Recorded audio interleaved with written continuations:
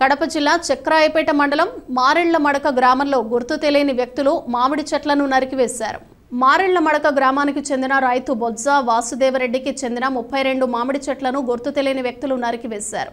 రైతు మాట్లాడుతూ 6 సంవత్సరాల వయసు ఉన్న మామిడి చెట్లను గుర్తు తెలియని వ్యక్తులు రంపంతో నేలమట్టం చేశారని ఆవేదన వ్యక్తం చేశాడు. పంట చేతికి వచ్చే సమయంలో చెట్లను నరికివేయడంతో రైతు కన్నీరు మున్నీరుగా విలపించాడు. రైతు వాసుదేవరెడ్డిని రాష్ట్ర ప్రభుత్వం ఆదుకోవాలని మారెళ్లమడక మాజీ సర్పంచ్ బొజ్జ పార్థసారథిరెడ్డి కోరారు. మారెళ్లమడక గ్రామం చక్రాయపేట మండలం బొజ్జ పార్థసారథిరెడ్డి ఎక్స్ సర్పంచ్ని. 6 సంవత్సరాలకు ముందు మామిడి తోట నేను మా అన్న కొడుకులు ఇద్దరం కలిసి పూడ్చుకున్నాము.